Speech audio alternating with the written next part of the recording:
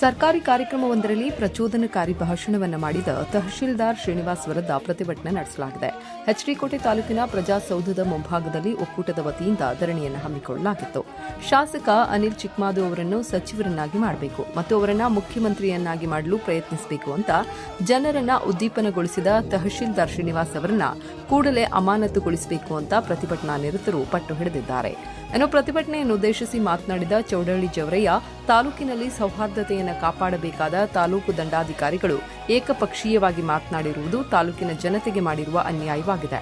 ಆದ್ದರಿಂದ ಈ ರೀತಿ ಒಂದು ಪಕ್ಷದ ಗುಲಾಮರಾಗಿರುವ ತಹಶೀಲ್ದಾರ್ರನ್ನ ಸೇವೆಯಿಂದ ವಜಾಗೊಳಿಸಬೇಕು ಅಂತ ಆಗ್ರಹಿಸಿದ್ದಾರೆ.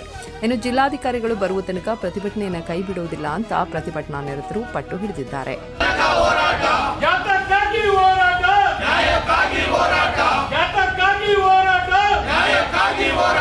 ಪ್ರಗತಿಪರ ಸಂಘಟನೆಗಳ ಹೋರಾಟಕ್ಕೆ ಪ್ರಗತಿಪರ ಸಂಘಟನೆಗಳ ಸರ್ಕಾರ ಒಂದು ನೇಮಿಸಿ ನಿಮ್ಮನ್ನ ತಹಸೀಲ್ದಾರರಾಗಿ ಕೆಲಸ ನಿರ್ವಹಿಸಿ ಮತ್ತೆ ತಾಲೂಕನ್ನ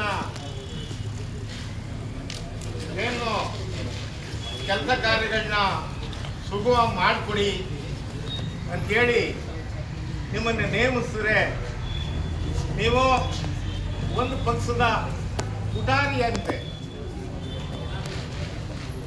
ಯಾವ ಒಂದು ಆ ಪಕ್ಷದ ಪುಟಾರಿನೂ ಕೂಡ ಒಬ್ಬ ಸಣ್ಣ ಕಾರ್ಯಕರ್ತನೂ ಕೂಡ ವಿವೇಕದಿಂದ ಮಾತಾಡ್ತಾನೆ.